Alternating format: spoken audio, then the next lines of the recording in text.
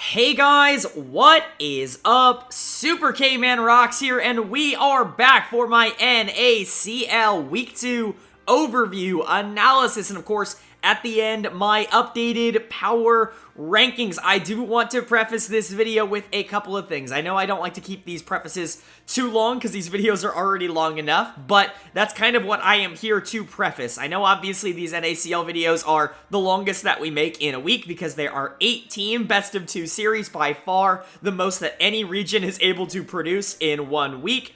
And so I'm actually doing a little bit of a format change for this video, and that's what I want to talk about here. Instead of going game by game, I'm going to be going day by day. So I'll be talking about day 1. I'll still be giving in-depth analysis on each of the games, maybe a little bit less, but graphic-wise, up on the screen, you are going to be seeing each day, kind of like a scoreboard of all of the games that happened on each day of the NACL as I go through them. Obviously, everything that is major will still be there, which means, who won each game will still be there. Team record, player of the game, and dud of the game will still be on the screen. All of that is still going to be available to you, but instead of having individual graphics and individual breaks in between each for individual games, instead it's just going to be each day that gets separated. Let me know what you guys think of this down in the comment section below. I'm kind of trying it out here on NACL, and I'm interested to see and kind of hear what you guys' feedback is on it, of course. Also, let me know down in the comment section below what you think of the NACL Week 2. This was a pretty good week. I think Week 1 was kind of crazy. We got a good idea of where some teams stood, but again, a lot of roster changes still to be made, a lot of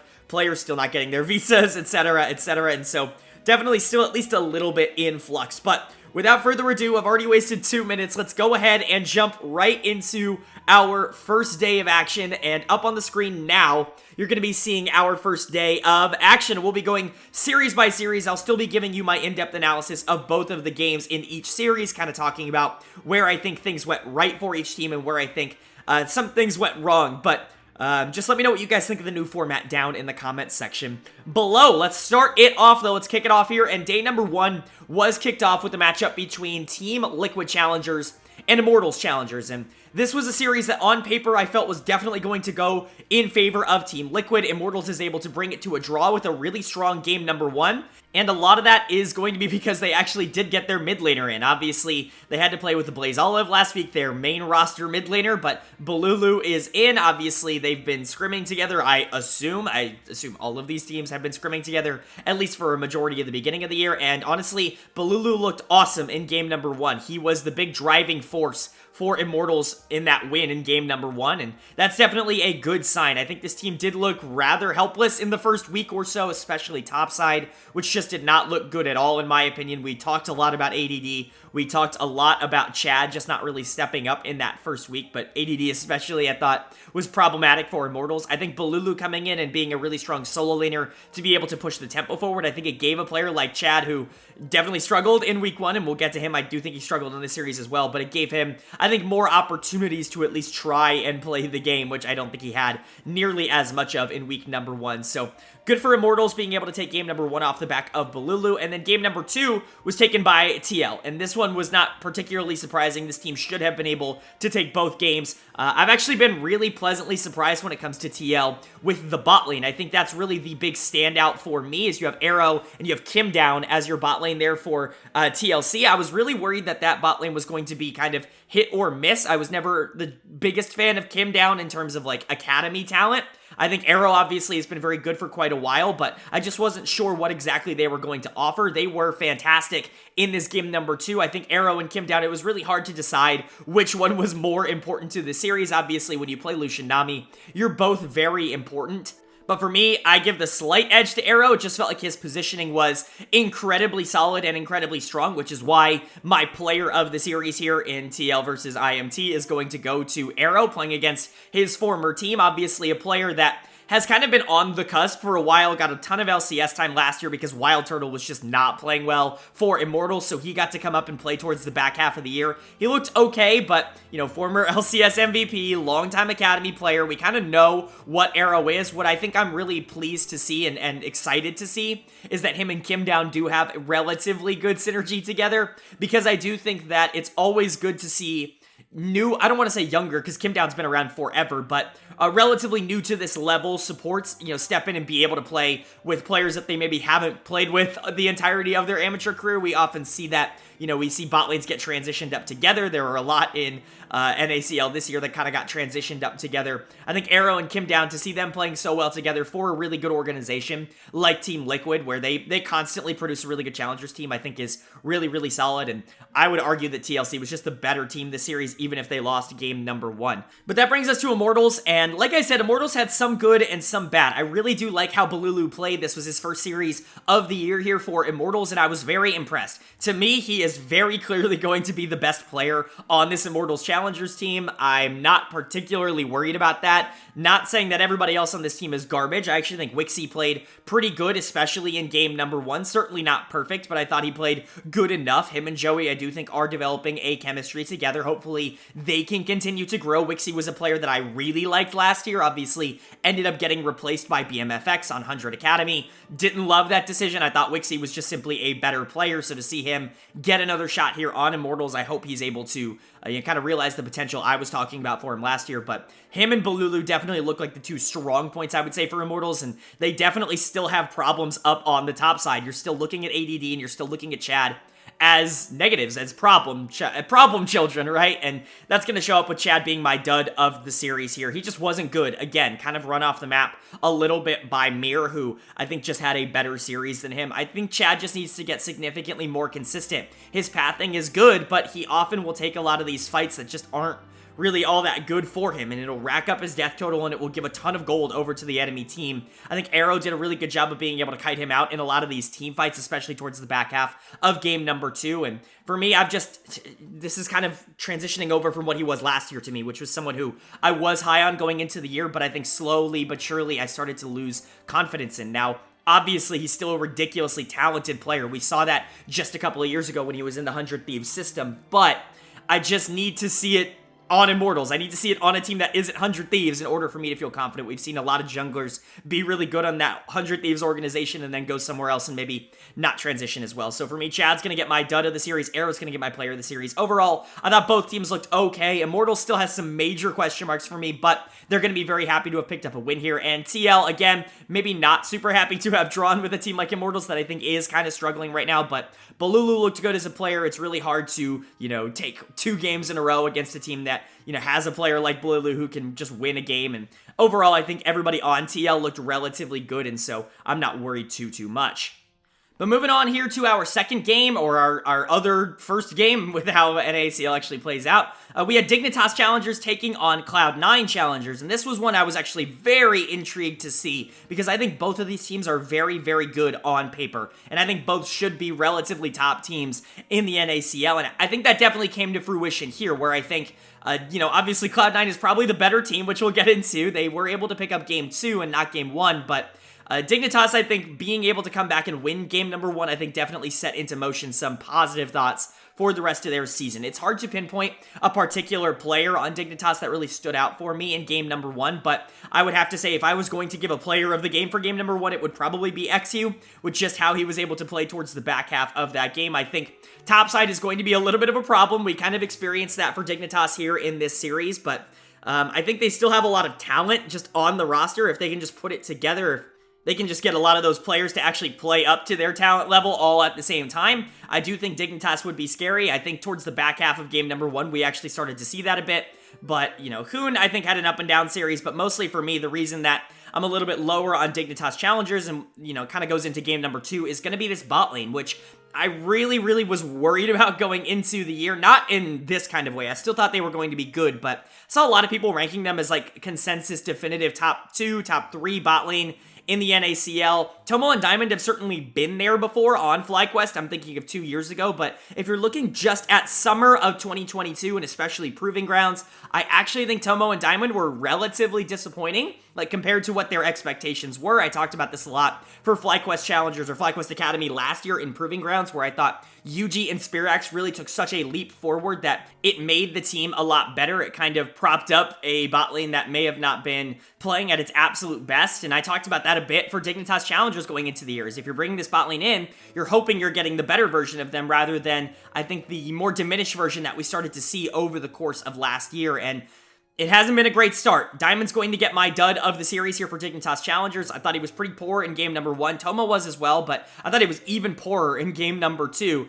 Just not a very good series overall from this Dignitas bot lane. I think they've had some moments all season long where they've looked good and also bad. Even in week number 1, I talked about that in their first series of the year, where I was actually very scared for this team because a player like Insanity really wasn't playing quite like I wanted him to. A player like XU wasn't playing quite like I wanted him to. I think both of them played much better in this series than they did in week number 1, or at least in that first series in week number 1, but I think this time it was the bot lane's turn to kind of disappoint and underwhelm, and so you're kind of just hoping that Dignitas can get everything together, they can get all the players on the same page at the same time, because when you place a team like C9 Challengers, you kind of have to be clicking on all cylinders, and that's really what C9 Challengers is at this point. I know they weren't able to take game number 1, but you can make a strong argument that they were in control of that game and just not able to win it. But game number 2, all C9. I mean, it was absolutely devastating. Eminus is just the best player in the league. Like, it really isn't all that close. He is so ridiculously dominant against everyone he plays against. He went up against one of the best mid laners in the entire NACL, in my opinion, in Insanity, and he made him look like a joke. And so, Eminus is just simply too good for this level. I imagine he will continue to be too good for this level. He almost won game 1, not by himself, but off the back of him, and then he absolutely destroyed game 2. I do want to give a nice big shout out to Zazel, who I think has stepped back into pro play very well over the first couple of weeks. Obviously, C9 is kind of just clicking right now, but I think Zazel is a big reason for that. I don't think it's him kind of being propped up by the success of the rest of the team. I do think he is actively making the team better, and so really good series from C9. Eminus continues to just be the best player in the NACL, and I don't think it's all that close. Dignitas does have some good moments. Players like, player like XU, I do think had a relatively good series, but I do think that there is more that this team needs to show, and I'm really hoping that they can come together and have the consistency that could bring them to the top of the standings where they probably should be. Jumping into our third game now, though, we had a fun one between 100 Thieves Challengers and AoE Gold. Really did like this matchup. I thought AoE was really impressive in week number 1, even if they weren't able to win a lot of the games that they really needed to. They still looked good. They had their problems, but for the most part, definitely looked like they could be competitive with some of the good Challengers teams. You know, teams like Team Liquid, teams like 100 Thieves that I think they should have been able to be competitive with. And you know what? They were in this series. It certainly wasn't perfect. Game number 2 certainly wasn't perfect, but at the end of the day, a win is all that matters, and they were able to grab it. Game number 1, definitely going in favor of 100 Thieves, and honestly, game number 2, kind of being in their favor as well, gives me a lot of confidence that this team actually is good, but I am a little concerned that they're not able to take these series. This is the 3rd series in a row now that they have drawn, and they've really had control, I would say, in all 3 of them. I can't really remember a series where they didn't feel like they were the better team. However, you gotta win these games. Like, you gotta be able to close down. Going 1-1 the entire season is not really going to help your cause. I do want to say the players are playing particularly well. I gotta shout out this bot lane, who just continues to look really good. We talked about Unforgiven in week number 1, but for me, Destiny's gonna be the superstar here in week number 2, or at least at the beginning of week 2. He's gonna get my player of the series. 2 fantastic games from him. Destiny has been a top tier NACL and academy level support for quite a long time, and I don't think that has changed at all going into the year. I think him and Unforgiven are the most dangerous bot lane in the entire league, and I don't even think it's all that close. In the same way that I talk about Eminus just being better than everybody on Cloud9, and in the mid lane being able to dominate those lane matchups basically against whoever he's playing against, I think Unforgiven and Destiny are likely going to be able to do that in the bot lane against a lot of other teams. It's the rest of the team that I do have some question marks about. I thought Yukino was a lot better in this series than he had been in week number 1. I had some major question marks about him going into the year just because he really hadn't shown anything to me on tape. Obviously, the talent was there, but the consistency certainly wasn't. But I think if that jungle and bot lane duo can really solidify, come together, and be a lot more consistent, I think is the word that I want to use, then I think this team is going to be good. Obviously, you have very experienced players in the other positions. A player like Pretty, who's just been in Academy for forever now and has been a solid player for many, many years. And then Sniper, who you can just reliably say is going to be good. However, I will say Sniper was probably at his worst, at least so far in 2023, in this series, because they went up against AoE, and honestly, Gamsu had his number. He played better than him in this series. Game number 1 was, pretty Sniper favored on the Fiora into Cassante matchup, but It kind of should be, and it really wasn't like a dominant win, I would say, for Sniper. But game number 2, the roles were flipped. Gamsu gets his Fiora, Sniper gets Cassante, and Gamsu absolutely destroys him. He's the biggest reason why AoE was actually able to win that game number 2, in my opinion. He's the big MVP for AoE in this series, and I was actually starting to get a little bit worried about Gamsu going into 2023. Not only did he not have a great 2022, especially when he got called up to the LCS, but even when he went back down to Dignitas, in my opinion, he wasn't like fantastic for that team. He was just good. I was worried about his ability to be able to be weak side on a team that really does want to play through the bottom lane, or at least they've shown that they like to play through the bottom lane. And in this series, they said, screw it, he's not weak side. We're going to try and get him on Fiora. We're going to try to get him on something that can be proactive in the mid to late game, and we're going to kind of let him cook. And you know what he did? He was able to win that game. His macro pressure in game number 2 was absolutely ginormous for AoE, and it really did cause them to be able to pick up a win there.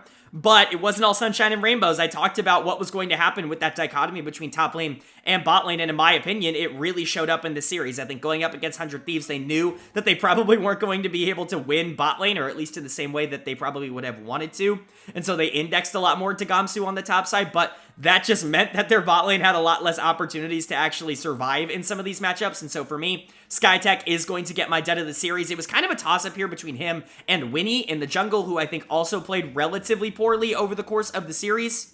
But for me, the bot lane just bled a tad too much for me to not have Skytech be my dud of the series here. I thought he was much better in game number 1. In the game number 2 that they actually were able to win, it felt like a lot of those Nautilus engages were just not working. He was going in, immediately getting blown up, and just it wasn't really adding all that much. This is the problem, I think, with playing Engagers in 2023, is that if you're going against an Enchanter like you were against 100 Thieves, you're going to get kited out, your target's going to get shielded, and they're not going to die, and the engage really isn't going to matter, and that's kind of what happened to Skytech a lot in game number 2. Obviously, had some good engages on the Nautilus, wasn't purely a bad game, but I think just generally speaking, he was probably the member that stood out the most to me to earn the dud of the game, although I think Winnie was definitely in consideration, like I said. Overall, both of these teams, they're good, but 100 Thieves is definitely better. AoE's going to feel very lucky to be able to walk out of the series with a win in either game, and I think they're going to probably stick to that. For 100 Thieves, they really got to start getting on the 2-0 board. Like this, you want to be a top team in the league. You're playing like a top team in the league right now. You're just throwing away at least one of these games for one reason or another, but it's just something that I would hope this team would be able to figure out as the season continues to go on.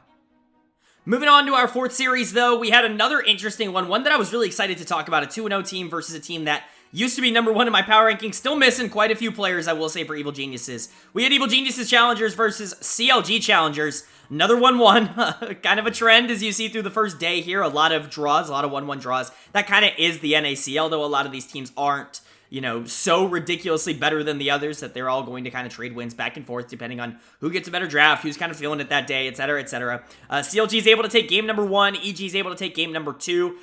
You can see for my player of the game, or my player of the series and my dud of the series, both actually going to EG players, which I'll get into in a second because I do think that EG kind of controlled this series both for good and for bad. Game number 1, CLG did win, but it more felt like EG losing. They just kind of threw away every single lead that they had. I thought the mid-jungle duo had like basically no synergy together, and I do think CLG took good advantage of that. Copy was incredibly strong out of the mid lane, just like he was in week number 1. But to me, player of the game in game number 1 was actually Breezy. I think Breezy honestly goes a little bit under the radar in terms of his ability to play at a close to LCS level, and his ability to have played at close to an LCS level for many, many years now. I feel like he is just never someone who's in that conversation for best support in Academy or best support in NACL, but he's right up there for me. I don't necessarily think he's number 1 in that debate or anything like that, but I do think he deserves to be included in the conversation. He's been really consistent over the last few years, and I think he's really made a lot of the teams that he's played for better, and most specifically, I think he's made a lot of the bot lane partners that he's played with better, and I think that is absolutely the case here on CLG. So my player of the game in game number 1 would have gone to Breezy, but game number 2 just completely blew game number 1 out of the water. It doesn't necessarily show in the kills, but this was EG all day, all the time, and this was Shaden. I mean, this was a standard, typical Shaden performance. This is what I wanted to see when I ranked him as the most exciting player for me going into 2023 in the NACL. I was kind of priming him for a breakout this year. I was really saying that he was going to get on the same level as a lot of these other big hyped NACL or academy prospects. You know, we just saw players like Busio and Ayla and Jan go up to the LCS and, you know, be super hyped and have a lot of backing behind them because they played so well in Academy. I thought Shaden was going to be the next one to be like that in the jungle for Evil Geniuses, and you know, the beginning of the season wasn't perfect. He didn't have the best start to the year. It really felt like him and Robbie Bob were not on the same page in terms of that jungle mid duo, like I said earlier. But man, this game number 2 was everything I could have asked for from him and more. He absolutely dominated CLG. I mean, he completely ran over the team. Enough so where he's going to get my player of the series because that game alone was the most dominant anybody looked the entire series. Even though I will say he wasn't really all that good in game number 1. I actually thought he was pretty negative for the team overall in game number 1. I just think that game number 2 was so ridiculously good that I have to give him props for that. But my dud of the series is actually going to stay on the same team, and unfortunately, I feel really bad for doing this, but it's going to go to Robbie Bob again. I've actually given him dud of the series in literally every single one of Evil Geniuses series over the course of their first 2 weeks so far. I feel really bad doing that because obviously he's just someone filling in, and honestly, he really hasn't been awful. He just hasn't been positive. He feels like I hate to say this, but like almost like a nothing impact in the mid lane. He is not as good as a player like Copy, and I think it absolutely showed. Copy kind of got to run over him a bit in game number 1, be able to generate a really nice lead and transition that to the rest of the map. Robbie Bob just kind of wasn't able to really do all that much. Even in their win in game number 2, I would argue Robbie Bob was the least important member of that Evil Geniuses team in that win, and so he's going to get my dud of the series again. Obviously, it sucks for him. He's been thrust into a position that he probably wasn't ready for, but to me, you know, I gotta call it how it is, and for me, he was the dud of the series. Shaden was my player of the series, but what does it mean for both of the teams overall? As you can see, I'm probably going to try to keep these a little bit shorter from here on out. I don't want these videos to go ridiculously long, but what does it mean for these teams overall? Well, you know, I thought CLG did look really good in game number 1. Even if Evil Geniuses was making a lot of mistakes, CLG was still able to capitalize on those mistakes. So remember, this was a team that looked very, very, very good in week number 1. They were the first team to go 2-0, and honestly, they looked really, really strong doing it, and so I'm really not super worried about them not necessarily being the most flashy in this series against Evil Geniuses, a team that I do think should be really good. I think if you have some concerns, it is the top side of the map. I really want Jenkins to step up and really be that carry-oriented top laner. He just hasn't been that over the past year or so, ever since he got replaced by Dokla on the main roster. I'm not sure if it's a confidence thing. I'm not sure if maybe he just overperformed that one split on TL. Whatever it ended up being, you know, I still think Jenkins is a really talented player, and I'd like to see that. And I think the same goes for Kevy, in my opinion. I do like Kevy as a player, and I thought he had a really good week 1, but definitely less impactful in this series. Had a good game 1, but got completely run in circles around in game number 2. I still think CLG is a really strong team, but it's likely going to be led by Copy, which I think we've seen over the first few weeks. That's not necessarily a problem. It's just something to keep in mind. It looks like CLG is going to be reliant on that mid lane meta, on that mid lane matchup, to be able to win a lot of the games against maybe the best teams in the league. As for Evil Geniuses, this is a team I still think has the potential to be one of the best teams in the league. I'm really excited to see what is eventually going to happen when they actually get their starting lineup in, when Ryoma gets here, when King gets here. I think this team could actually be very, very scary to have to go into, because right now, Shaden is looking really good for the first time this season. I do think he is only going to continue to get better. I think Soul actually looked really good in this series as well, almost underratedly good, especially in game number 2. I know the stat line maybe doesn't show it, but I thought Soul was probably the second best player on Evil Geniuses, and I think Smoothie is incredibly consistent down in the support position. I think if you can solidify those 2 carry roles in mid and AD carry, Evil Geniuses still has the potential to be one of the best teams in the NACL, and I think they kind of did prove that in this series.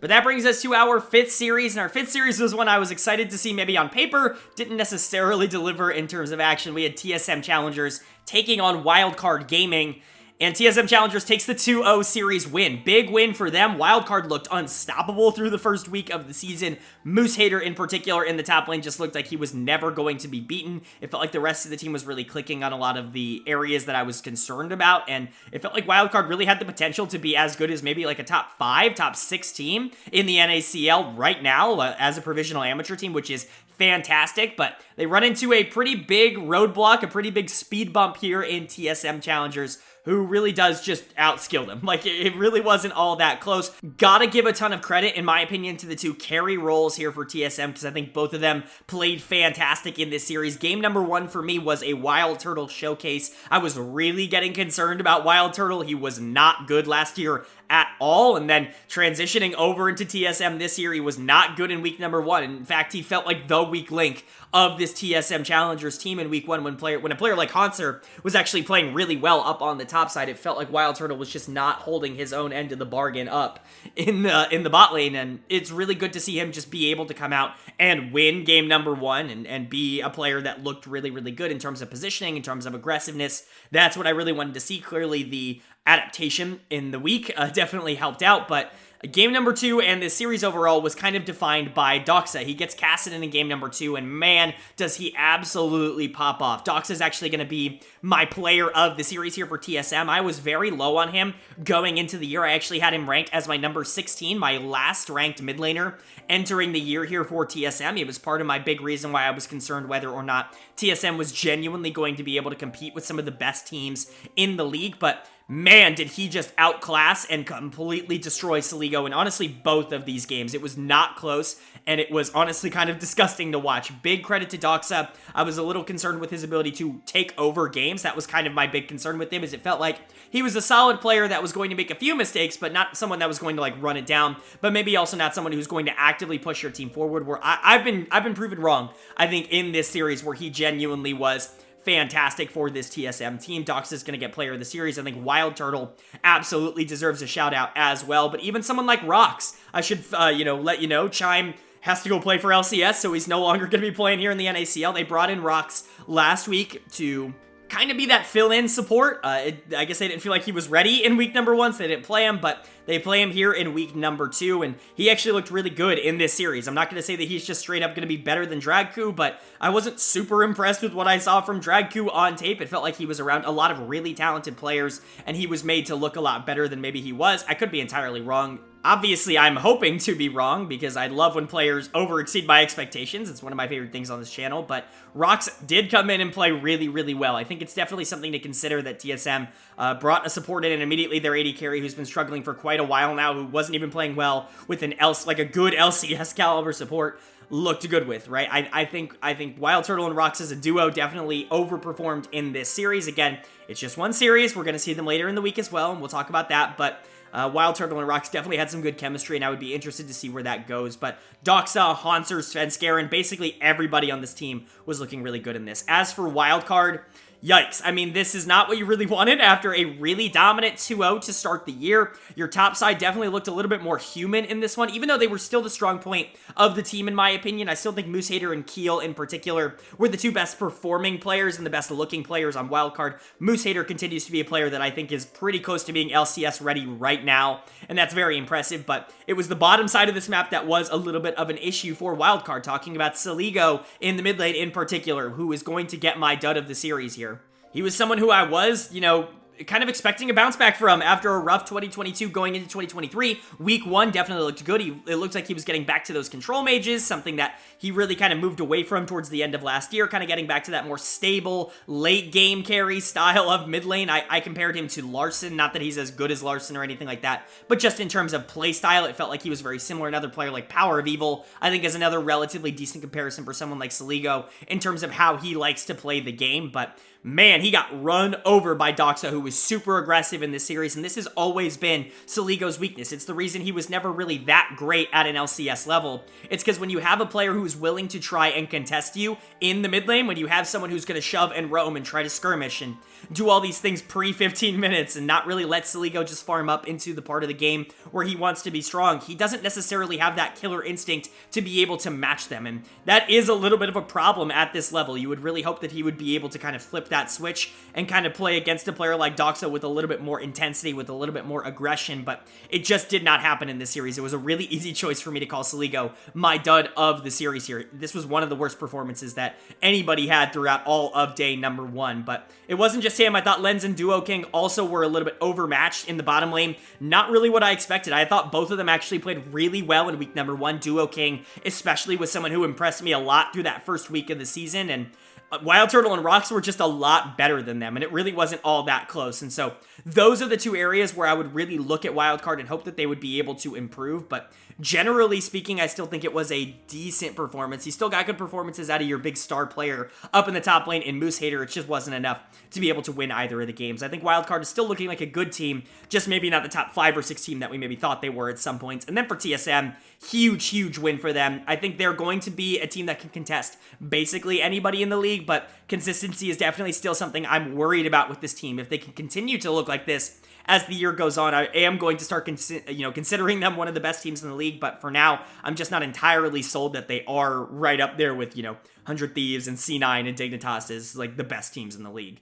And then moving on to our final matchup here of day number 1. We had a matchup between FlyQuest Challengers and Team Liquid First. FlyQuest Challengers is able to take the series. No real surprise here. This is a very good team versus a team that I do think is struggling at least a little bit at this level. But what really impresses me about Fly, and the big reason that I'm starting to get a little bit more excited about this team than maybe I was after the end of week number 1, is that their bot lane looks really good, and that is surprising because it's just not really what I expected. Obviously, you bring someone like Masu in who has very little experience at this level in order to come and play with a lot of players that I think have a ton of upside, like Spirax and Yuji and Philip, who's really good in the top lane, right? Like, you've got a lot of these experienced players, and then you bring Masu in, who isn't exactly the most experienced player at this level. Obviously, you don't have your support here. Winsome is still in the LCS, filling in for Ayla, who's having visa issues, so Kitong is still in here. But even so, this bot lane does look incredibly dangerous, and Masu in particular looks fantastic. He's going to get player of the series for me.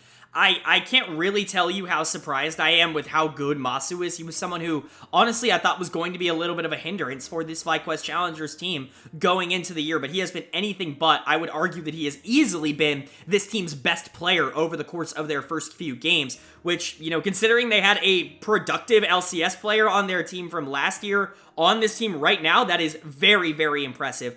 I don't think it's just Masu. I just think that he is kind of the big standout. For him to have such a good game number 2, which is really what he had. He had a fantastic game number 2 here on Jhin, of all champions, and for him to be able to do as much damage as he did on a champion that I think a lot of people are considering ridiculously underpowered at the pro level right now, I just think is very impressive. He continues to exceed any expectations that I and I think a lot of other people had for him going into the year. And if he continues that up, I mean, FlyQuest really could be one of the more interesting teams in the league, but it's not just him, and that's a big reason why FlyQuest is incredibly interesting right now, is the players that I was excited about going into the year, players like Spirax in the mid lane for FlyQuest, who I hyped up into oblivion last year on this channel, continue to look really solid. He had a fantastic Rise game in game number 1. That's really where I think that he kind of stood out. And if you have two players in carry roles like this that are as dominant as these two have been early on in the season, this team's actually going to be very scary to deal with. Spirax is someone who I think is only going to get better. I think if we were talking about Spirax by the end of the year as one of the best mid laners in the NACL, I certainly wouldn't be surprised. I said as much in my power rankings video, my preseason video, my player rankings video, whatever you want to call it. I was really high on Spirax going into the year, and I think he has so far met expectations, but to say that, and then to also say that Masu has been here and has been heavily exceeding expectations, I think just raises the bar for this FlyQuest team by quite a lot. Philip's still here, Yuji is still a really good player, and I think when Winsome gets back, like, this could very well just be the best team in the NACL. They are absolutely in that category for me. But then TL First, not really a ton to talk about when it comes to them here. They were just outmatched in terms of who they were going up against, and I think that's going to be the case for a lot of these provisional amateur teams, especially the ones that are sponsored by some of the LCS organizations. I'm thinking of TL First, I'm thinking of FlyFam. Not that they are awful teams and that they can't, stay relatively competitive with, like, FlyQuest Challengers, but there is a little bit of a talent dispersity, in my opinion, between one team and the other. So for them to have played them relatively closely in this series, I do think is a positive overall for TL First. I think the top side continues to look relatively good here. Surdy in particular, I think, is someone who is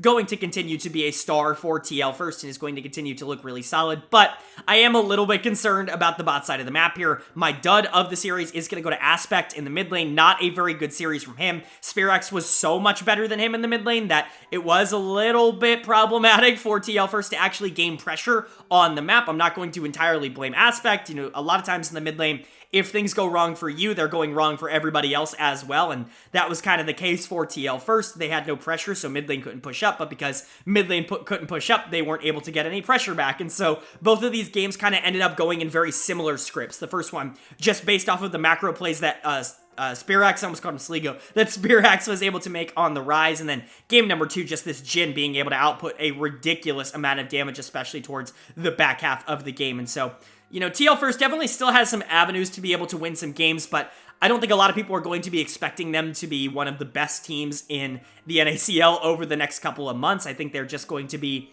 a team that hopefully can grow together, can have some players that kind of pick up the pace a bit. I like Mia and Rovex in the bot lane. I do think that they do have some upside, although I'm not exactly sure that's going to be this year. And then, like I said, I do really like Surdy in the top lane. City Witty, I think, in the jungle has had some moments.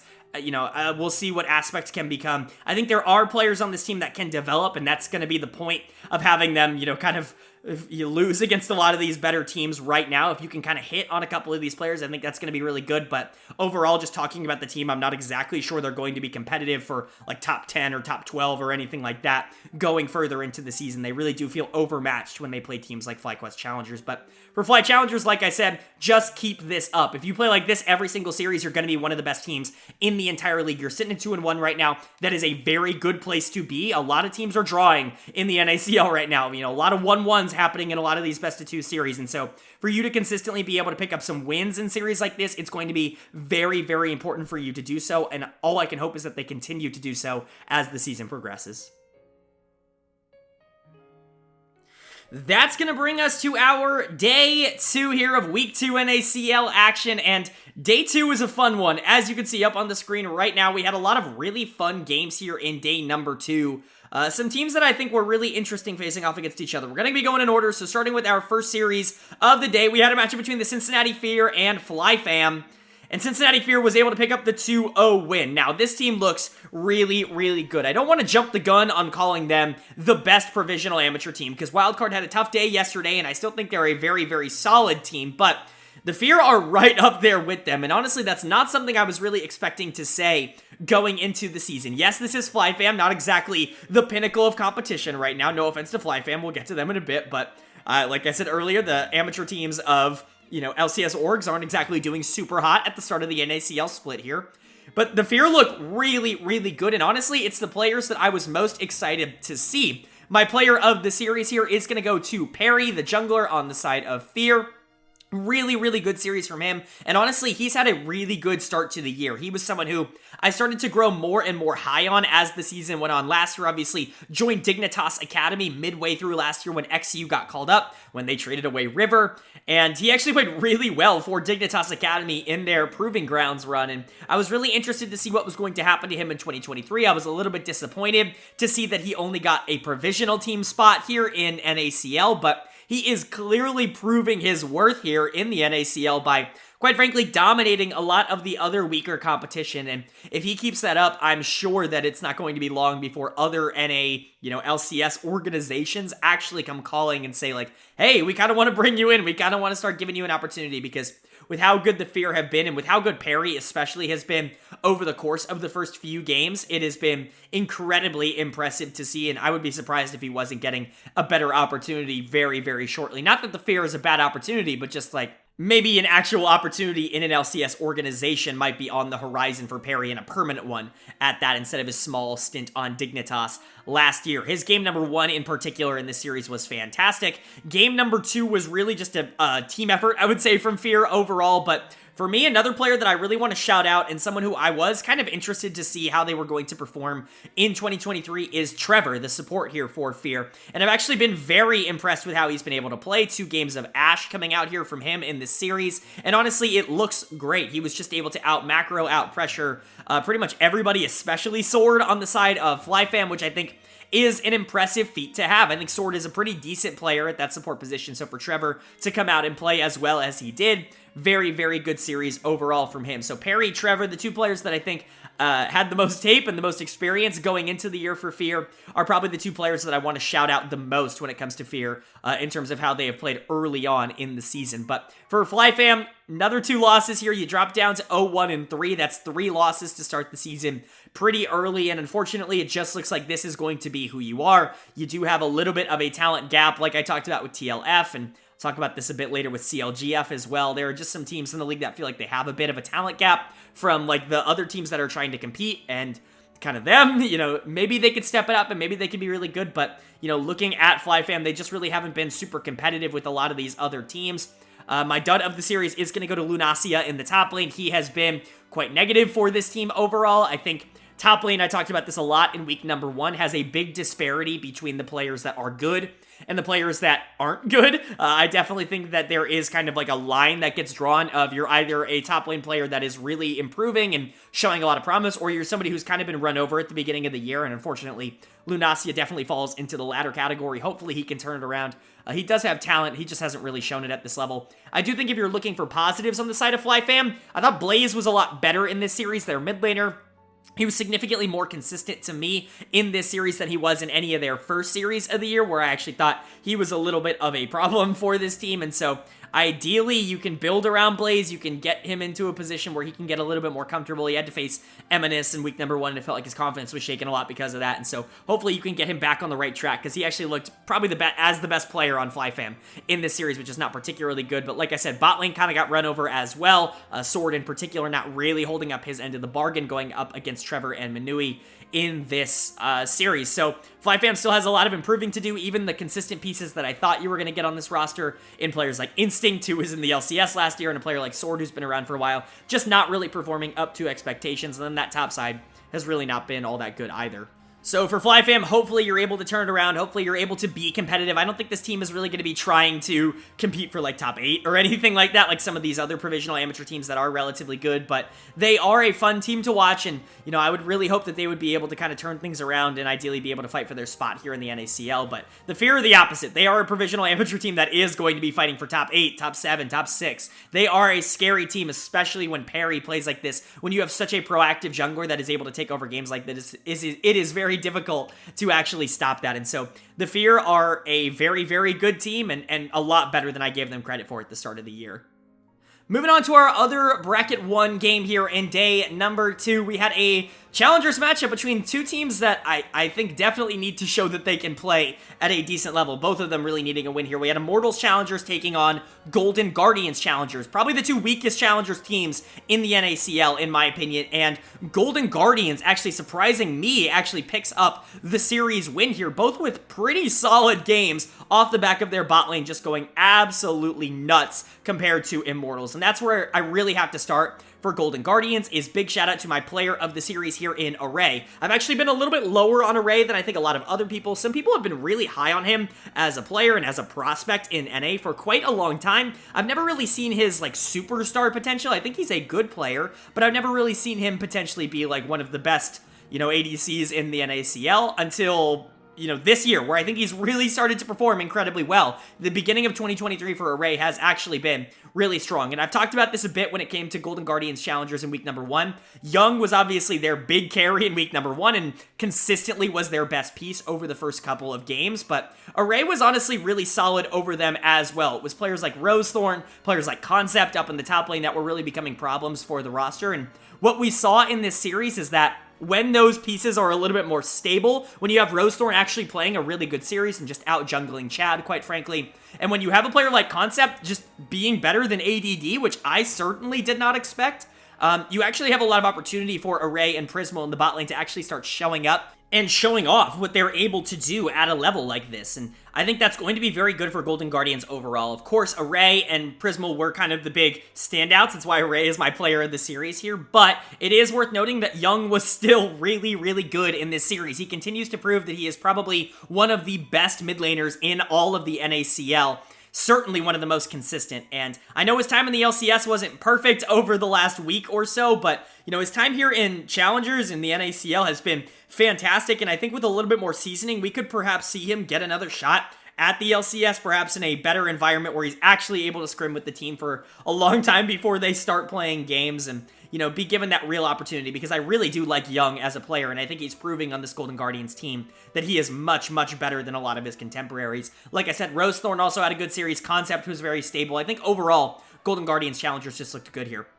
As for Immortals, it's a frustrating loss. This was not a good series for you overall. You kind of just got outplayed by Golden Guardians, which is not really what you want to see. A lot of these players have been really problematic at the start of the year. Obviously, Concept and Rosethorn definitely come to mind as players who certainly had not played up to expectations to start the year. And for you to kind of just get trounced by them in both of these games, it's certainly not a good look. Immortals has certainly started off this year on the wrong foot, and that definitely continued here. My dud of the series is going to go to Wixie. I've been high on Wixie. I've hyped him up over the course of the past year or so, especially when he was on 100 Thieves, but this performance was devastatingly bad. He was completely outplayed by Array in this entire series. Him and Joey don't really seem to be clicking on that same level. I don't think Joey played particularly bad. It was Wixie's positioning mistakes and just overall aggression without really any backup that was causing problems, especially obviously in that Draven game 1 where it was just it was bad. It was a problem for Immortals the entirety of the game. They basically lost the game off of how Wixie played in that. And so Wixie definitely deserving my dud of the series, but certainly not the only one on Immortals to play bad. Chad got jungled circles around in the jungle, although I do think he tried. And then ADD, I get it. Like, ADD was not super great last year. He certainly had moments where he was good, but he also had very bad moments, especially at Worlds. But this is somebody who went to Worlds getting crushed by Concept, and that is not what I expected to happen. Like, ADD had another really, really awful series. He has legitimately been one of the worst top laners and one of the worst players in the NACL to start this year. I don't know, like, you might just have to replace him. You might have to just find someone else because he doesn't really give you a ton of upside. The guy has played in basically every region. We call them mercenaries. He's been a mercenary. He has gone to, he came from the LCK, went to the LJL and the LPL and the LLA. He's played everywhere, right? Now in North America and the LCS. Like, he has been around the block, and you're not really going to expect him to really change and have a ton of upside for that. And so if he's not even all that good at an academy level, like, what exactly are you paying him for? And so starting to get a little bit concerned there when it comes to ADD. But again, still some upside here for Immortals. Players like Wixie and Chad that do have some potential and have shown it on other organizations in the past. I'm not willing to just completely give up on them yet. You still have, strong veterans like Balulu, like Joey on this team that I think you can kind of lean on in order to pick up some wins that maybe you wouldn't normally get, but you're really going to need to start to see some improvement and some development out of these young players that have high potential in order for this team to be anything more than the worst challengers team in the league. And then for Golden Guardians, honestly, this looks really good. I was really concerned about this team going into the year. I thought for sure they were going to be the worst challengers team going into the league, but Young has been incredibly consistent, and Array really stepped up in this series. I think Prismal is an incredibly solid prospect that obviously a lot of people were looking at for LCS spots over the course of the offseason. This team could be a lot better than anticipated. I'm not exactly sure if they're going to be a team that could ever compete for like top 4 in NACL or anything like that, but is this a team that could be on the same level as some of those, as CLG or Team Liquid? I do think that they're kind of potentially in that category, especially if everything continues to go right, if Young continues to develop, if Array continues to develop, if Rosethorn can get back on the right track. I actually think Golden Guardians could be a pretty scary team, and we kind of saw that in this series here. Then moving on to our third series here of day number 2, we had a matchup between Evil Geniuses Challengers and CLG Faith, the, of course, amateur provisional team of CLG, and just as you would expect, EG was able to pick up a 2-0 victory here, although game number 1 was incredibly close, and honestly, if it weren't for Shaden, who we'll get into in a bit, I'm not sure EG wins that game.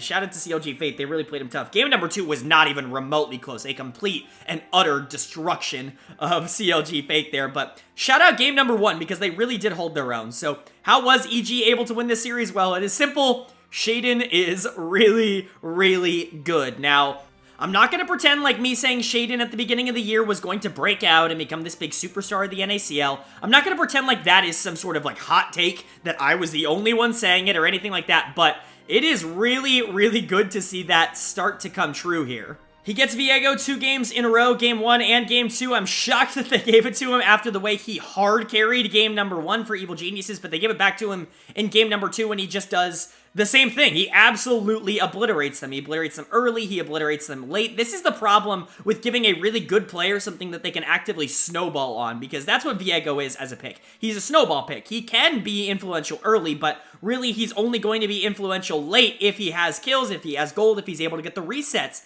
in a lot of these fights. And unfortunately for CLG, Shaden was so far ahead in the jungle into NXI that he was able to control the whole map. He was able to get a ton of gold for himself, and then by the time you hit this late game, he's literally 1v5ing. Like, he is absolutely unstoppable at that point in the game. It happened in game number 1, even when CLG, I thought, played really well, especially their mid and bot lane, I thought really stepped up and actually showed up to the plate to play against some of these more, inexperienced players on EG challengers, but game number 2 was just a destruction from every single side. So credit to Shaden. He continues to look like an absolute savage in NACL right now. He has been phenomenal over the course of week 2 so far. The other player on EG I want to shout out is going to be Smoothie. Really good performance from him. I think he has been underratedly consistent over the past year. I talked about that in my player rankings videos, and he's continued to show up at the beginning of the year. I think him and Mobility have been kind of a quiet piece for EG, but certainly not a negative one in the same way that I think some of the other pieces for them have been. But as for CLG Faith, honestly, game number 1, everybody looked good, maybe with the exception of one player, but we'll get to that in a second. Everybody kind of looked good in game number 1, especially their mid and bot lane here. Serenok is someone who I was actually a little bit concerned about going into the season, but he certainly held his own in this matchup against Robbie Bob and EG Challengers. Not exactly the hardest competition. I've talked about how Robbie Bob hasn't exactly been the best laner over the course of his time in the NACL, but still a good win to see from CLG Faith. I think the problem that they ran into is that they just let Shaden cook, and then eventually Shaden cooked their way to a loss, and that just kind of happens every once in a while. Game number 2 was a little bit more of a problem. Everybody fed in game number 2. I'm not going to sit here and pretend like it was one person more than the other. Everybody was problematic in that game. Nobody really had a good grasp on it.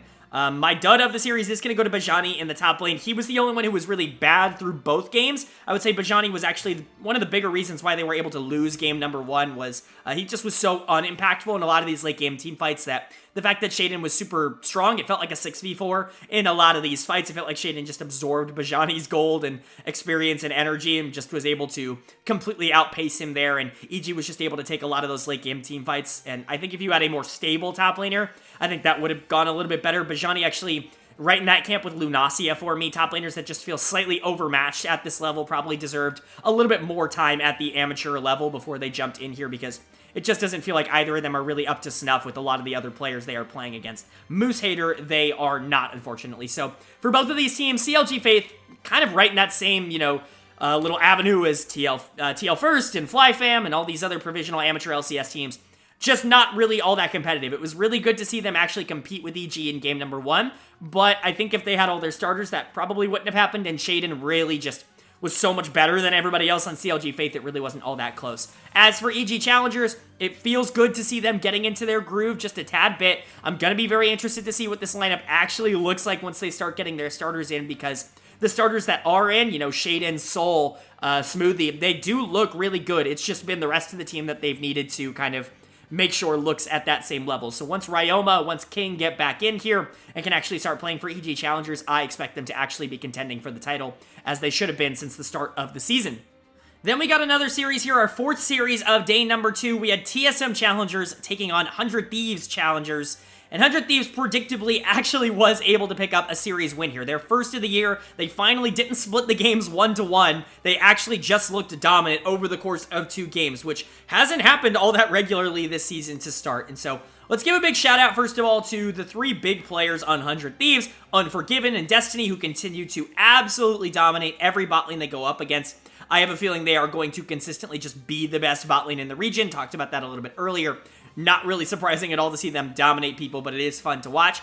And then a really good bounce back from Pretty here in the mid lane. Pretty was someone who I was actually starting to get a little bit concerned with over the first couple of games. It felt like he really wasn't being a huge positive force for 100 Thieves overall. He was just kind of there.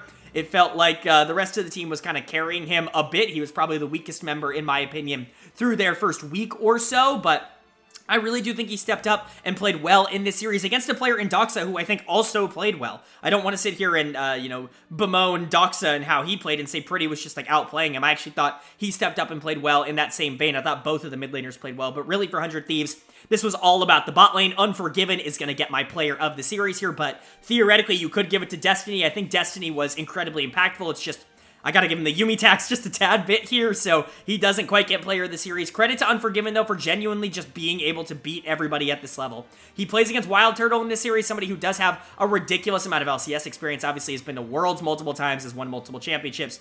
So it's not like he's playing against some schmuck here, although we'll talk about it. Wild Turtle's not exactly in the best form of all time, but Unforgiven absolutely pub stomps him. It was really not even close. 100 Thieves just continues to show that basically any bot lane that they run into is just not going to be on the same level as theirs. And then, again, credit to Destiny, because I do think he continues to enable Unforgiven in a really strong way. I think that duo is incredibly dangerous to play into. It's not just one player being incredibly strong in the bot lane and carrying the other. I think both players are at the top of their games right now.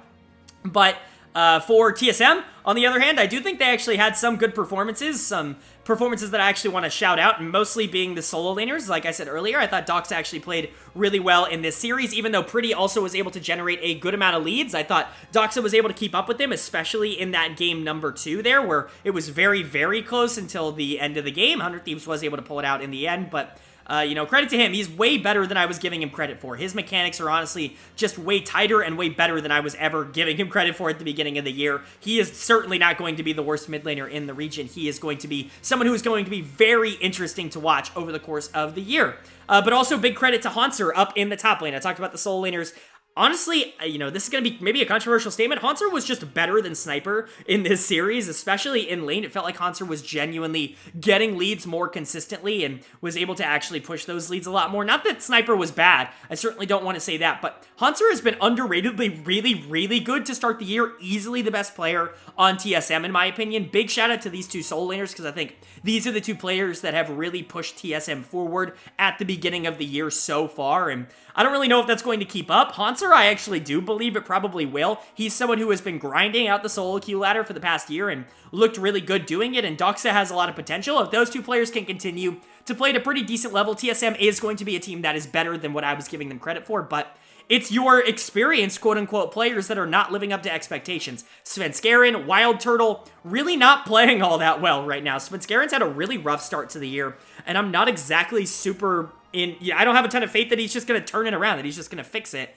He really hasn't been all that good since he got replaced by contracts on Evil Geniuses. And then for Wild Turtle, I was talking earlier about how him and Rock seem to have some pretty good chemistry together. Well, that fell apart as soon as they faced Unforgiven and Destiny. I'm not going to entirely blame them for it, because again, you're playing the best bot lane in the league, but it is worth noting. Rock's 908 is going to be my dud of the series here. Just not a good series for him. Completely overmatched. It's unfortunate that he kind of gets thrust into a situation where he has to play against Unforgiven and Destiny. Not really fair for him to have to come in and play against that, but still, you would have hoped to have expected maybe a little bit of a better performance coming out from him, just maybe not what we saw here. Just not a very good showing from him, not a good showing from Wild Turtle, not a good showing from Svenskeren. TSM in general has some ups, has some downs. They are an interesting team that I do think can compete with some of the other teams that are kind of in that zone. We talked about like Golden Guardians potentially being there, a team like Team Liquid who's had some ups and downs. I think there are teams that I do think they can compete with at that level, but 100 Thieves just seem to be a little bit out of their reach in terms of what they're able to kind of stay consistent and stay able to beat. Maybe once they get their actual support in Drag Coup, they'll be better, but I don't have a ton of faith that will happen. As for 100 Thieves, you've got your strengths, you've got your weaknesses. I think it's clear that this team is never going to click fully in one go. That has kind of been the trend so far, but when this bot lane hits, they hit, and they look like they're probably going to hit most games, and so pretty much no matter what, you're going to be a team that competes for number 1 in the power rankings with just how good that bot lane is. I really wouldn't expect that to change too much going into the future weeks, but it is generally just worth noting that the rest of the team is kind of inconsistent, and I just want to see a little bit more out of them moving forward. And then moving on to our final batch of games here, starting with the third batch and our 5th series to talk about, we had Dignitas Challengers taking on CLG Challengers. And somehow, someway, Dignitas pulls out a 2-0 series win here. You can look at that. Look at game number 1. They were down 10 kills and they won the game. And that kind of shows you what exactly happened here. Just a complete and utter collapse from CLG. They had that game in their hands again off the backs of the same players that have been really good for them over the course of the beginning of the year. Copy in particular continues to be an absolute monster for CLG, and it easily looks like their best player, in my opinion, but Dignitas does a really good job of being able to come back because Tomo is actually able to team fight really successfully towards the back half of that game, and then game number 2, they really just control, and so you're walking out of this with a 2-0 win as Dignitas, and you gotta feel incredibly lucky and excited to have that, because this should have been, at best, a 1-1. you really had no business winning that game number 1. My player of the series is actually going to go to Diamond. I know I was just kind of talking about Diamond in day number 1 as a player that really needed to step up, as somebody who I was really worried about going into the year. I expected a regression from him, etc., etc., etc. Well, not in this series, I guess, because he played really, really well. That bot lane for Dignitas really was the PowerPoint of the map for them in this series, and that's not particularly what I expected for this team going into the year. I talked about this in their day 1 series a little bit earlier in the video, where my biggest problem with Dignitas right now really is just the fact that it feels like none of the players are good at the same time. It feels like when Insanity and XU have a really good series like they did earlier in in day 1 of week 2. Sorry, a lot of numbers that I have to throw out here. When they are good, Tomo and Diamond are bad. And when Tomo and Diamond are good, Insanity and XU super underperform, which is kind of what happened in this series. Tomo and Diamond got the shine, they got the sparkle. Diamond was really, really good for this team. I think Tomo also did a really good job of being able to, capitalize on what Diamond was setting him up for in a lot of these engages, but the rest cannot be said about the rest of the team. Insanity is actually going to be my dud of the series here, even though the team won 2-0, because honestly, he just got outplayed by Copy. He was the only player on the team that felt like he was actively making them significantly worse, and this is not the first time this year that Insanity has done this for Dignitas, and that is a little concerning. I'm really high on Insanity as a player. I had him ranked as my number 1 mid laner in the NACL going into the year, but he has certainly not performed like that so far. He's got a lot of consistency, I guess, to build onto, to try and capitalize on, because right now it just doesn't feel like he has a lot of that. It feels like he is trying really hard to win these games, and oftentimes sometimes losing them for his team, especially when he goes up against another good mid. So as good as Diamond and Tomo have been, Insanity needs to get a little bit more consistent, and especially, can you guys just be good together in one series? Like, can I have a series where both Tomo, Diamond, and Insanity are all good, like all of them work and all of them play well? That would be much appreciated. I also want to point out Hoon, not worth saying that he wasn't all that good in the series, but he was outplayed in the series by Jenkins. It is just something worth noting. He continues to be a little bit of an issue for a Dignitas team that does want to compete at the top level. And then for CLG, I feel bad that they lost the series because honestly, their jungle mid duo played really freaking well. Kevy and Copy, I think, in general, have been really good to start the year, but Copy in particular has been absolutely money for this CLG team. He has been incredibly, incredibly good. And I think the thing that impresses me is how incredibly consistent he has been at being good. He really hasn't had a bad game yet, which was always something with Copy. Is it felt like while he was a good takeover player, he was more consistent, I would say, as that facilitator, as that secondary carry coming out of the mid lane, somebody who could help like a really good AD carry kind of push forward. That always felt like Copy's big, selling point. Was the consistency, but he's been a carry this year. I mean, he's been given a Kali over and over again, and he has absolutely delivered on that champion. I really think that Copy this year has impressed me more than he did pretty much in any time on C9 over the course of a stretch of like 4 series, and that is something incredibly exciting to say because Copy was somebody who was already being hyped up for LCS spots this offseason, and honestly, he looks even better this year, and so very excited for that. I think Kevy continues to be one of the more underrated junglers in the league, another really consistent piece that really is never going to lose games hard. He kept up with XU even when his team was behind in gold, and he did a really good job of being able to generate that gold lead in game number 1 for CLG. Credit to Jenkins, I thought he played well. The bot lane wasn't perfect for CLG, but I certainly don't think they were a problem either. I think this series was mostly Dignitas getting lucky in game number 1 and then just being able to win in game number 2 off the back of their bot lane. And so it's hard to really sit here and say that CLG was the problem, but it certainly would have been nice to at least see them pick up a game win in this series. It probably would have made me feel better about their overall outlook in the season, and their first loss here definitely isn't ideal for them. But Dignitas walking out of this with a 2-0 has got to be incredibly excited. This team should be competing at the top of the standings. This didn't exactly convince me that they are like the best team in the league or anything like that, or one of the teams that should be competing at the top. But what it did convince me of is the fact that this team definitely has talent. I just need it all to be a little bit more consistent, and most specifically, I need it all to come out at one time, because right now, the staggering of the talent is certainly holding this team back a bit. And then moving on to our final series here of day number 2, we had a fun one between Team Liquid Challengers and AoE Gold. Certainly one that I was kind of intrigued to see. I think I'm still kind of hanging on to the AoE train. I still think that they could be competitive, but they really did kind of get blasted in this series. Really not all that good looking, especially from their solo laners. But let's talk about Team Liquid first, because I'm really starting to get excited about this team. Where I was a little bit concerned about them going into the season was how their bot lane was going to mesh, I think is the word I'm looking for, about how Arrow and Kim Down were going to play together, about how that was going to integrate with bringing a player like Mir, or formerly known as Arthur, in to play in the jungle. APA is finally getting a shot. Bradley's running it back. So there were a lot of things that I think really needed to go right for this TL team. It does feel like a lot of them are going right now. My player of the series is going to go to Kim Down, the support. He was fantastic earlier in the week in day number 1. He was even better, in my opinion, in this series here in day number 2. He obliterated this AoE bot lane that I actually have ranked relatively decently. I don't think that they are a bad bot lane by any means, and so for Arrow and Kim Down to really show up and just kind of dominate, I mean, Kim Down didn't even die in either of the 2 games. It's incredibly impressive to see from both of them. Arrow and Kim Down both continue to be huge positive points, I would say, overall for Team Liquid, and in my opinion, probably the strongest points so far this year, or at least this week. I think earlier on in the season, I would have told you it was APA who just continued to win in the mid lane, but man, Kim Down and Arrow have really stepped it up as we have gotten into week 2 here. But that's not to say APA has been bad. He was also fantastic in this series. I talked about this a bit, but the solo laners of Team Liquid won so hard in this series that it was very difficult for AoE to have any sort of pressure on the map. I actually think a player like Winnie had a lot better of a series than he did earlier in the week, but it didn't really matter because his solo laners were completely run over, and big credit to both APA and Bradley for that. I think both of them played incredibly well over the course of these 2 games. These are the 2 players that I think TL is looking at as players that they really want to see step up, because these are the young guns. These are the ones with super high potential. These are the ones that we could be looking at in a couple of years as being stars in the LCS, and I truly do believe that both Bradley and APA have that kind of talent, have that kind of upside.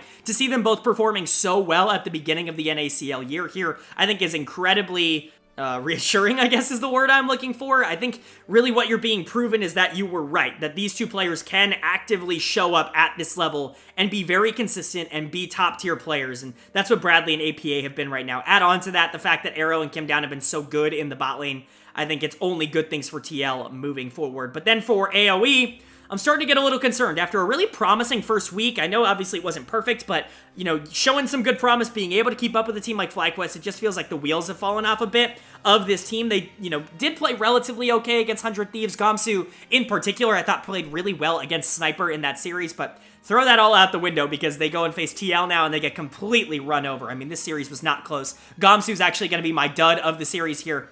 0-6-1 over the course of the series, completely destroyed and brutalized by Bradley in the top lane. It's crazy, the difference between Gamsu on day 1 and Gamsu on day 2 here. It just was not even remotely close. He certainly wasn't the only one on the team who was playing bad. I thought Darkwings had a really bad series, easily his worst of the year so far. Just a lot of bad performances, in my opinion, from AoE, and now I'm starting to get concerned with this team overall. If the solo laners continue to be a problem, it doesn't really matter if Winnie steps up and actually has a pretty good game in the jungle, which he did here, in my opinion. He did the best with what he was offered and what it was available to him, but there's only so much you can do. The bot lane was losing, the mid lane was losing, the top lane was losing in both games. It just felt completely doomed overall from a macro sense. Outlook-wise for AoE, I just don't really know exactly where they're going. At first, I felt like they were right in that same conversation with Wildcard and with Fear as teams, you know, provisional amateur teams that actually could compete with some of these lower tier, you know, challenger sides. I'm starting to lose a little bit of faith that AoE is in that conversation now. It really does feel like they're maybe a little bit closer to, you know, like Immortals challengers rather than being close to like Team Liquid, right? They're not a team that might be competing for top 6, top 7, top 8. They might be a team that is competing for top 10, but I don't really know if the upside is there for that. The solo laners have been a little bit of a problem, although I think Darkwings, you know, has had some good games up until this point. This was a really bad series for him, and then Gamsu, he really has not been good outside of that 100 Thieves series earlier in the week. Pretty much everything else has been kind of a disaster for him. The bot lane's kind of been up and down. You know, jungle's certainly been up and down. I think really what I'm looking at in terms of AoE outlook at this point is they're a team that I think can push some of these teams, but I'm not necessarily going to consider them like an actual threat to be able to really push super far in the NACL. They're an interesting team, if not just someone that, you know, a team that might be a little bit overmatched at this level. And then for TL, super good win here. This team continues to blow away my expectations. They are going to be one of the top teams in the NACL. I'm not exactly sure if that means top like 3, top 4, top 6. There were a lot of really good teams in the NACL right now, but Team Liquid is certainly one of them, and that's very, very good to see. If the bot lane continues to grow, if the soul laners continue to be a problem, the fact that Mir has not really been all that good to start the year isn't really going to be an issue for this team. I imagine that they will continue to grow, and knowing Team Liquid as an organization, it's not entirely surprising to see how successful this team has been so far. That's going to bring us to day 3 here in my NACL overview. It's still running a little long, this video. I probably went a little overboard with some of these explanations. The whole point of this format change was to try and cut down the time of how much I spent talking about these things, but, you know, I'll be me, and I guess I'll just kind of blabber on and on, so I might go a little bit quicker here for day 3, but still going to try and go as in-depth as possible. So kicking off day 3, we had a matchup between Golden Guardians Challengers and AOE Gold, and this was a 1-1 draw, and I think that really does benefit both teams, especially with how they looked here, but I will say Golden Guardians did look a little bit better. It would be really disingenuous to say that Golden Guardians didn't come out of this looking really good, and I think they came out of this week generally looking good as well, most specifically because this bot lane just continues to perform, and it's hard to say that that's not an incredibly encouraging sign that this team could be a lot better than I anticipated them being. With Young continuing to play super well like he did in this series, he continued to really push the tempo in the mid lane, be able to create his own advantages, and then work with his jungler and Rosethorn to try and create more macro advantages. I'm really impressed by Young still. With that being kind of the constant for Golden Guardians, Array and Prismal really stepping up and becoming really solid over the course of the week has really felt like a more impactful change. And so Array is going to get my player of the series again here, the second time that he got it this week. This is a very good week for the Golden Guardians bot lane, and I'm really hoping that they're going to be able to carry this over into the rest of the year, because if they can, if you have that strong of a bottom side, I understand that both Concept and Rosethorn are really hit or miss when it comes to how they play the game, but if your bot side is that strong, you can get over that. Like, you can be a team that can compete for top 6, top 7-ish, you know, with a really weak top side if your bot side is going to be what Array and Prismal have been now, and then you have Young continuing to push the tempo, which will just make Rosethorn better by himself. So overall, I actually do like the week that Golden Guardians had. I don't think it was perfect by any stretch of the imagination, but I think it was better than what I was expecting them to be. And then for AoE, you get the 1-1 here in the series that kind of feels like the AoE that we know, where it's a good series, you're able to keep yourself in it, but you don't necessarily feel like the better team. Like, you're able to take a game, but you don't feel quite as strong, and that very much was exactly kind of the takeaway for AoE here. I do think you had some good performances, kind of the opposite of the series we literally just talked about, the series that we talked about right before this. Your solo laners actually looked good, in my opinion. Gamsu and Darkwings, I think, really showed back up. They had a very bad day 2. I think both of them turned it around and looked a lot better in game number 1 here, especially for AoE Gold. But you did have some problems. There's a reason that I'm walking out of this feeling less comfortable, and that's because game 2 happened. In game 2, not particularly good for AoE, really, at all here. My dud of the series is going to go to Winnie in the jungle. I was actually really high on him in the TL series. I felt like he did a really good job playing into Mir. I thought he actually kept up in pace relatively well, considering the fact that his laners were not doing all that hot. And so to see him not have a good series really at all here against Golden Guardians and against Rosethorn, who has not exactly been lighting the world on fire to start the season, that's definitely concerning. Winnie has been someone who's been very hit or miss over the beginning part of the year here. This was a little bit of a miss. I certainly don't think he was the only player on the team to play poorly. I think a player like Skytech also played kind of bad. I thought the bot lane in general just wasn't all that good here. Lynx and Skytech really weren't able to keep up with Array and Prismal, but you know, for the most part, I think AoE is still the team that we thought they were. It's some of these players are going to show up in each series, and they're going to be able to keep it competitive. They're likely going to be able to take a game or so, but they're really not going to ever be walking out of these games against, like, lower-tier challengers teams feeling like threats, and that's kind of what it was here. It never really felt like AoE was a true threat against Golden Guardians, even though they were able to pick up a game, and that's kind of just where they sit. It's not really a big change in opinion from how I felt before this series. They are solid, but not necessarily fantastic. For Golden Guardians, on the other hand, though, they do have some upside that I really hope they're able to unlock. I know that top side is going to be a weakness and will continue to be a weakness, but if it can stabilize even just a little bit, you clearly have some very good talent in the carry roles here in Young and Array that can win you games at the NACL level, and I'm really hoping that they get the chance to do so as the year keeps going on.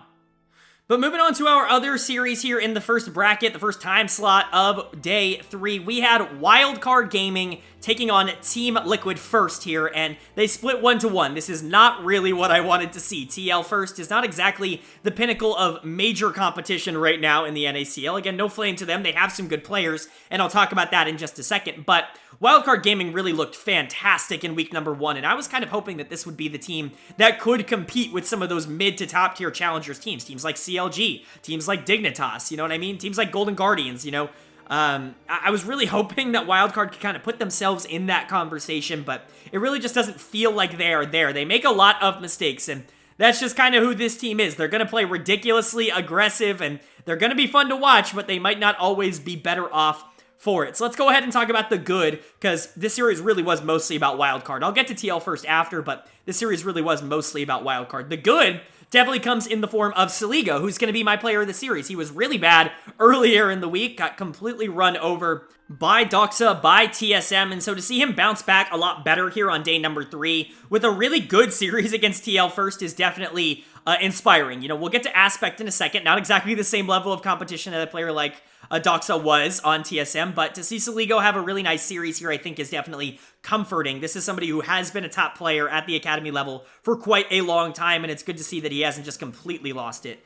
But he wasn't the only player on the team that I thought played well. I actually thought the bot lane here for Wildcard Gaming definitely stepped up in that same vein. Both Lens and Duo King I thought had very, very good games here, and honestly, they bounced back really nicely. I also thought they were really outplayed against TSM. Those were the 2 players that I thought, or the 3 really when you consider Saligo, that I thought really were the ones being most overshadowed in the TSM series. The ones that were being kind of beaten up on, the ones being exploited. So it's good to see them get to face against a little bit of a worse team here in TL first, and perhaps be able to rebuild some of that confidence for the mid lane and for the bot lane here. But it certainly wasn't all sunshine and rainbows for Wildcard Gaming, because unfortunately, I have to give my dud of the series to Moose Hater. Moose Hater truly is him. I have to say it. I love him to death. He's super duper fun to watch, but he was just not very good in this series, especially that game 2 on the Camille, where he was generally problematic for the team. I understand that he is going to be pushed up. He's going to take a lot of these aggressive fights, but what we're starting to learn about not only Moose Hater, but just Wildcard in general, is they may not be the best team in the world playing from behind. They may not be the team that is going to be best at managing resources, sticking close in games, and then being able to turn it later with good macro calls. This seems to be a team that's just going to kind of throw their face at the problem until eventually they either win or lose the game. And unfortunately for Moose Hater, he kept throwing his face at the problem, and it kept giving gold over to TL first, especially in that game 2. So he is unfortunately going to get my dud of the series here. I don't think he was particularly awful in game number 1, though I certainly don't think he was the one pushing the team forward. I do think he was very bad in game number 2. This is going to happen with young players who are super aggressive and super confident like this. They're going to try and make plays even when they have absolutely no right to do so. One of the developing parts that I would say most academy players have to go through, most academy stars at least, have to go through and do go through for the most part, is learning how to react to being behind. Learning how to not continue to force the problem and how to kind of rebound and keep the game close. Moose Hater hasn't quite gotten there yet. This is kind of the process of going up from amateur to academy. That's the big difference, in my opinion, is having to learn that. I do think he has the opportunity to learn that, but this game didn't really show a lot of confidence in me that he, you know, plays a style other than just slam your face on the keyboard until you win the game. You know, obviously he's got fantastic mechanics, but it is worth noting that that Camille game was just garbage. It was really, really, really bad. But then moving on to TL first, I certainly think there were some positives to take away, especially in their win. Most notably Surdy, who just continues to be the big driving force for this team, in my opinion, up in the top lane. He is very good as a top laner and continues to look really solid, but he wasn't the only player on the team that I actually thought looked good. I want to give a big shout out to City Witty in the jungle, who I actually was very up and down on over the course of the first couple of games. Someone who didn't necessarily stand out, you know, super big to me in either of their first performances, but he was really good in this series. In my opinion, he actually played a little bit better than Keel, especially in that game number 2 where it really came down to his pathing and his map control that allowed TL first to kind of take advantage of a lot of the mistakes that Wildcard was making. So that top side of the map really coming in clutch, in my opinion, in this series, and they've definitely been the strong point of TL first for me. Surdy, in particular, really is someone who is just better than the rest of his teammates, and I don't mean that in a negative way, but just this is a bottom-tier team, and I don't think Surdy is a bottom-tier player. I do have to point out, Aspect continues to be a little bit of a problem in the mid lane. He got rolled over by Saligo in this series. He was not very good the day before either, and so it's certainly starting to raise some question marks. Now, obviously, Aspect can still grow and can still become a pretty decent player, but right now, he definitely looks like the weak link of this TL first team, and mid lane is not particularly a great position to have your weak link in. So overall, TL first, still kind of a mad team. I wasn't entirely impressed by them. It more so felt like Wildcard winning and or losing the game when it came to Moose Hater just running it down in game number 2. And so TL first just kind of felt like the conduit for all of that to happen. But, you know, they do have talent. I do like Surdy, and I think you can make a real case that Surdy is probably the best player of these, like, lower tier teams when talking about, like, CLG, Faith, FlyFam, and TL first. I feel like Surdy is easily the best player on any of those teams, and so TL first has some upside that I think maybe the others don't, but I don't know if they're necessarily going to be in that same zone competing with a lot of these other teams. You know, like Golden Guardians and Immortals, Challengers, things like that. But for Wildcard, you've got some good, you've got some bad. These players are very talented. They just need to be wrangled in just a tad bit here. A very, very aggressive series and not a perfect week for Wildcard, but you're really just hoping that they're going to be able to learn from this and bounce back as we move further on in the season. Moving on to our third series here of day number 3, though, we had a fun one between Immortals, Challengers, and the Cincinnati Fear.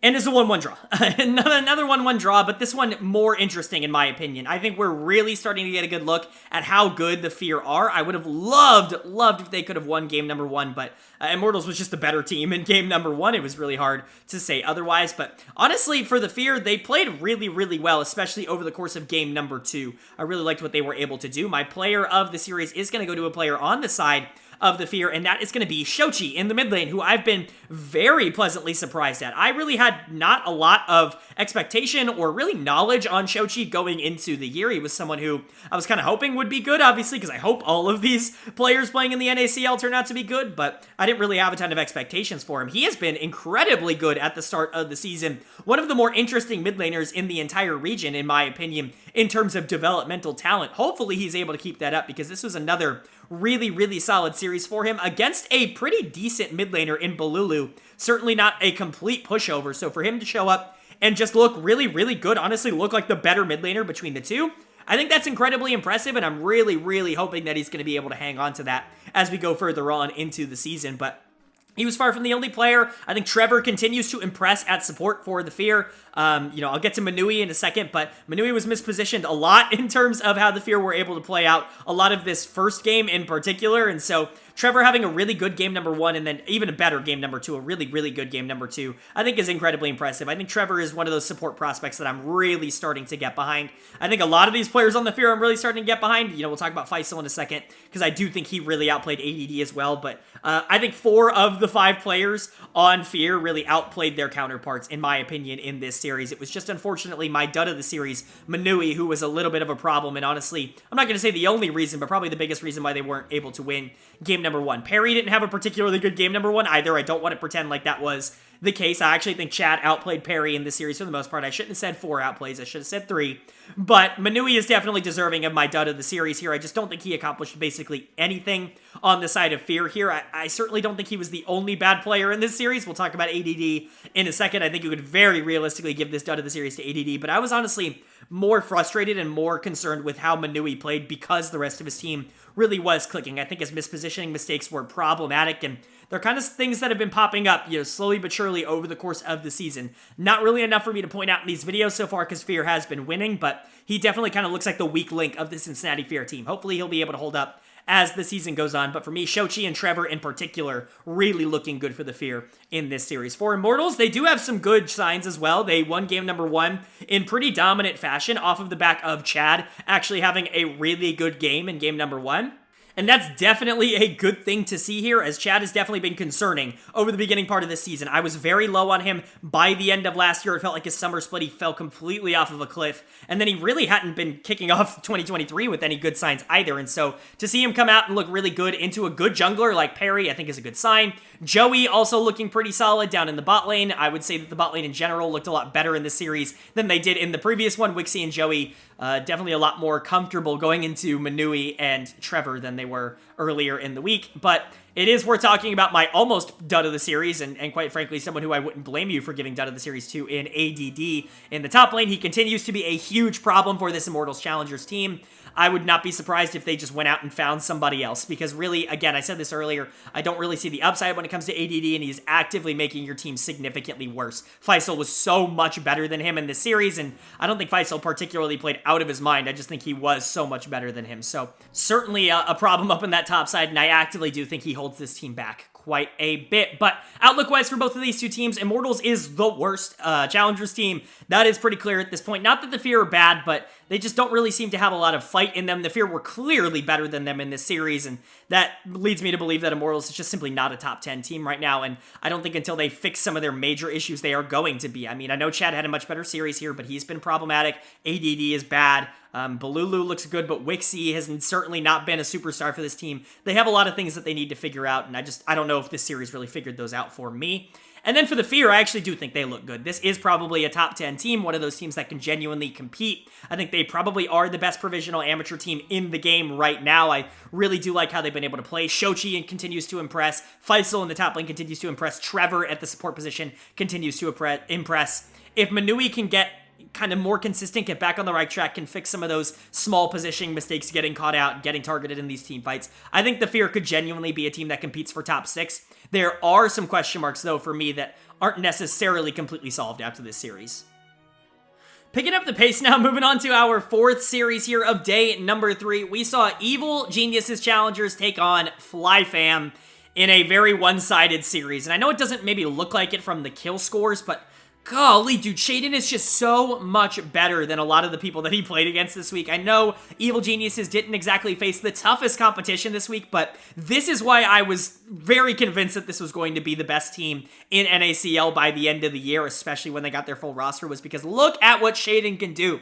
I think the guy has like 57 kills over his past, 3-4 series or something like that. It's absolutely absurd how unbelievable he's been carried. It's like 57 kills over 6 games. It's actually ludicrous how good he is. I don't think it is comparable. I don't think I can get it across to you how much he dominates these games. So I implore you to go find, highlights or clips or videos of what Shaden has been able to do in Academy over the course of this week, because it is legitimately unlike anybody else in the league. He is utterly dominating everybody. Goo was no exception in this series. He looked utterly unstoppable, and if Shaden plays like this, it is a very easy MVP conversation by the end of the year. I mean, maybe not. I guess Eminus is also a really good player, but golly, have we seen, dominance quite like what Shaden has been able to do in this season? I don't know.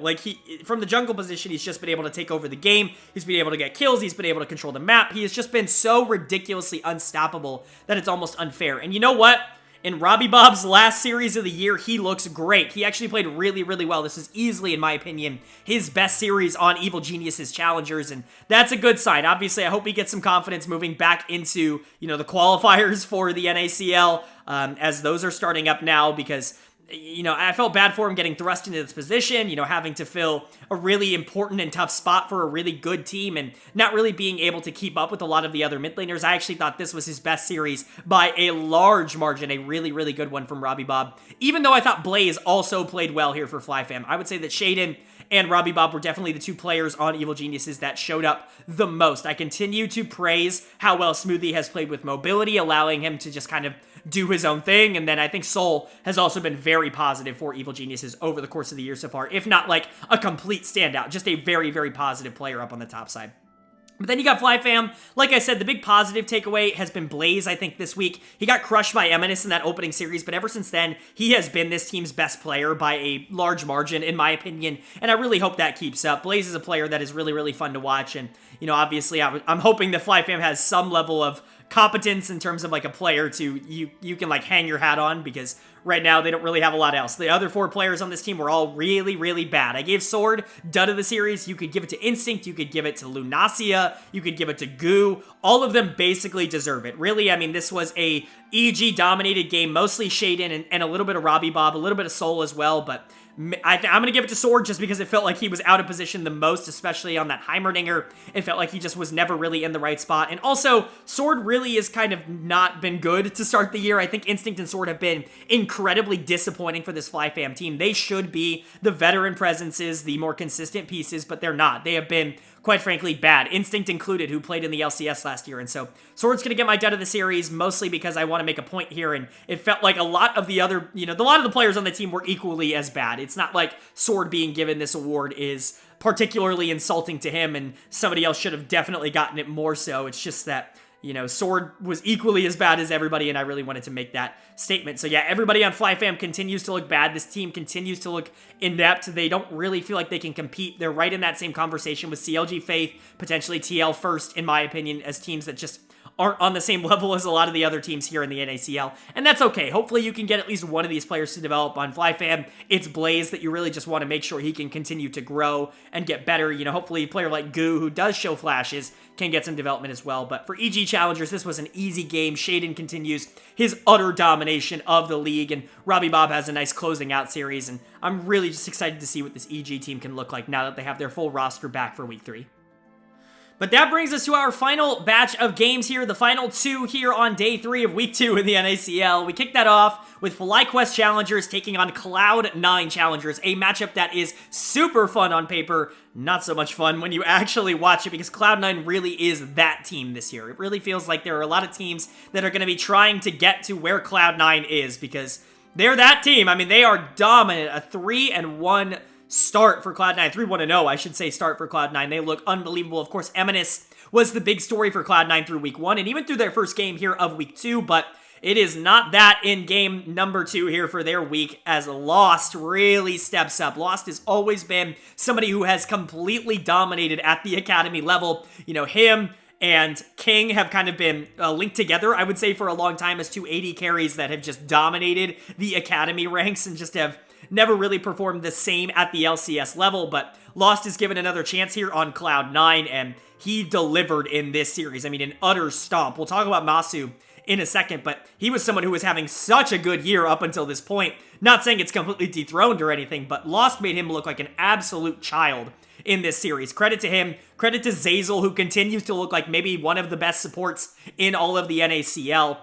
I think that bot lane is very quickly going to become one of the scariest. Obviously, Unforgiven and Destiny are right up there too, but Lost and Zazel are incredibly intimidating to have to go into because both of them are so experienced and both of them feel like they are in such good form right now. And that's not even talking about having Eminus in the mid lane. He was really good in this series, even if it wasn't. It was easily his worst series of the year, which says a lot, in my opinion, with how good he's been, but credit to Tomio as well in the jungle. It very much feels like that EG C9 jungle swap has worked out for both teams. Tomio has come over here to Cloud9 and looked really good. Obviously, we talked about Shaden going over to Evil Geniuses, but Tomio was also really good in this series, being able to enable Lost to carry the game. Honestly, just really impressed with what this Cloud9 team is able to accomplish. It feels like they can win from anywhere. Even Fake God on the top side was really, really strong in this series. We can talk about how maybe he was the weakest member of the team, right? But if Fake God's your weakest member at an academy level, you are doing a very, very good job of constructing a super strong team. And so Cloud9, after this, just look like complete world beaters. I'm not entirely sure that they are stoppable by a lot of the other teams in the league. But for FlyQuest, a little bit unfortunate to get a little bit derailed here. You were having such a good week up until this point. Masu in particular was having such a good season, and it really felt like the team was kind of clicking. Spirax was coming into his own. Masu was coming into his own. Then you have to play the best team in the league, and you kind of get throttled in this. It really wasn't all that close. This was C9 basically from the start. And that's going to carry over into my dud of the series, which is going to go to Masu here in the bot lane. Frustrating. I'm not going to expect him to be perfect, right? He had such a good start to the year, though, that I was hoping that he would be able to go into a bot lane like Lost and Zazel and actually be able to compete. But Masu and Kitong here just were not on the same page. They were not together. They were problematic. Masu dies 12 times across 2 games, while also only participating in 5 kills. Not a good series overall for this bot lane. Obviously, it was more than just the stat line. I think the stat line is just indicative of it. They got run over in the bot lane. They got a ton of pressure put on them.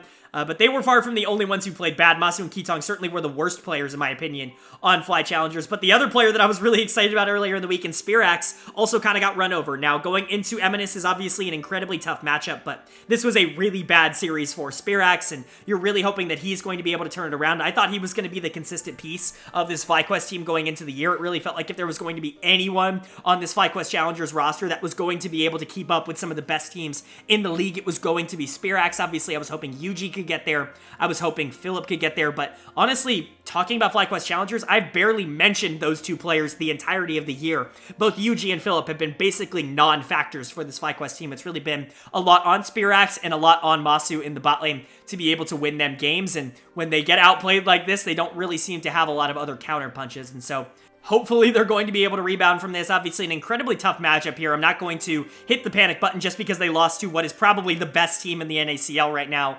But it is worth noting that when Masu and Spirax don't win, it doesn't feel like this team wins. It doesn't feel like they're getting a lot of contributions from players that I ranked really highly in my player rankings. Philip I had as my #1 top laner. Yuji I had coming in my top 5 junglers, and so you're really going to need those players to start stepping up, and you're definitely going to need Spirax and Masu to definitely get back into their winning ways against some of these better players. They were tested here, and it felt like, unfortunately, they failed the test. As for Cloud9, I mean, they're dominant. What else do you want me to say? This team can win through bot, they can win through mid, they can win through jungle. It doesn't really matter. I mean, they could probably win through top if they really wanted to do so. It just feels like whatever they do right now is going to work. They don't really have a lot of flaws, and for that, they are incredibly scary. Now, obviously, some of these teams don't have all of their players, and yet, hopefully, a team like Evil Geniuses is going to be able to contest and compete with them as we move through on the season, but right now, Cloud9 does look leaps and bounds better than pretty much any other team in the league.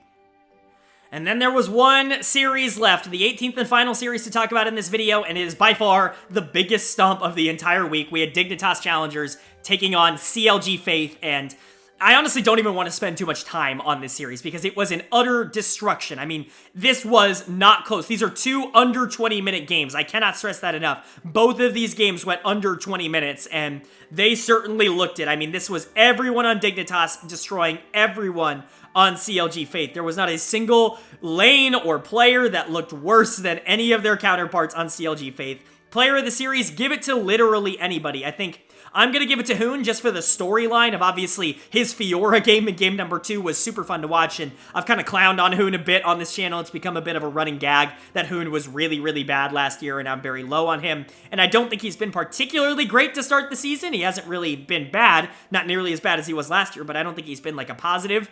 He was in this series. He dominated on the Fiora. That certainly was something to behold, but it wasn't just him. This bot lane really showed up. Insanity and XU showed up. My big takeaway from this, and what I really want to say about Dignitas Challengers, is look at the narrative that I had been painting around them throughout the rest of their games this week. It was, oh, when Insanity and XU step up, Tomo and Diamond disappoint. Oh, when Tomo and Diamond step up, Insanity and XU disappoint. This is what this team looks like when everybody is clicking on one cylinder. Like, oh my god, they could be the best team in the entire league by a large margin if you can get that consistency out more often than not. I understand this is CLG Faith. They very well might be the worst team in all of the NACL right now. But it is worth noting that it's not easy to destroy any team in the NACL, and for Dignitas to do so twice in such utterly dominant fashion, it's incredibly impressive. Tomo and Diamond were probably the best players in the game, in my opinion, or at least the most impactful, but you can't take away how good XU and Insanity were in this either. Everyone on Dignitas looked utterly dominant. You could give them all player of the game, but for me, storyline-wise, how can you not give it to Hoon? On the side of CLG Faith, ooh, yikes, youch, oh, you gotta dust your bruises off and you gotta get back up after this, because this was not good. Dud of the series very easily goes to Plux. He was 0-17. I mean, what else do you really want me to say? This was a horrendous series for CLG. They got completely and utterly embarrassed in this one, and really the only big takeaway that I guess you can say here is that you can only go up, right? You can't possibly go further down than this utter destruction. Every lane lost, every lane got bullied, every lane got destroyed. For CLG Faith, you're just kind of hoping that this is more of a more of an outlier and less of a trend, because this team really does look like the worst team in the NACL, which is saying a lot because I do think that both FlyFam and TL First also haven't really shown all that much at this level. And so for CLG Faith, you're just kind of hoping that you can turn it around. Everyone also deserves dud of the series. I say that, but also Plux was so much worse than anybody. This was the worst performance that anybody has had in the NACL across 2 games so far this year. I don't say that to flame Plux. Plux is a player that I have liked for quite a while. I talked about that not only in my preseason power rankings, but also in a lot of CLG Faith's games last week, but this was just not a good performance. You can sometimes just have a bad day. It felt like a bad day for Plux and for CLG just in general. So where do I think these 2 teams stand? Well, CLG Faith is bad, and you're really just hoping that they're going to be able to, like I said, for a lot of these other teams, find someone on the team that you're going to be able to build around, someone that you can put some time and effort into. You're hoping that can be someone like Saranoc or even someone like NXI, but so far you haven't really found who that is going to be. Hopefully you can figure that out soon. And for Dignitas Challengers, if you play like this, you're going to be a contender for being the best team in the league. However, it is worth noting, you just played the worst team in the league and destroyed them. That's great, but this team still has looked inconsistent over their first couple of games. They certainly haven't looked like a dominating team on the same level of Cloud9 or EG or 100 Thieves. I'm not necessarily sure I'm willing to put them into that category yet. What I can say is that Dig, when they do work better than almost anybody else in the entire league, and I think they are going to be an incredibly scary foe to have to face when we get around to playoff time.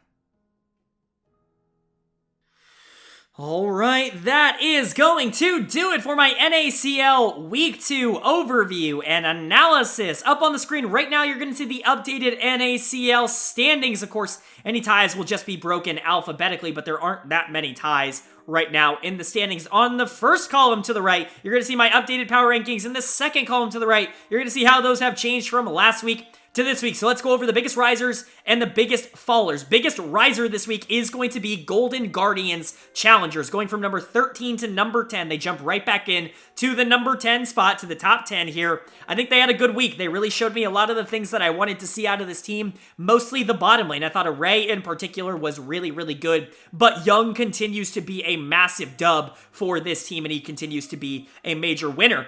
TSM also jumps back up to number 9 here. Both the teams that fell out of the top 10 jump back into it here. Well, I guess Immortals is in that too, but we'll get to them. But TSM jumping back up to number 9 with a really strong win over Wildcard. It gives me a lot of confidence that this team is good. Maybe they're not great, but they're good, right? They're a team that will be able to compete for top 6, which I think is really what top 10 kind of is right now. Other risers, the Fear jumping up to number 8 from number 9. They look like the best provisional amateur team in the game right now.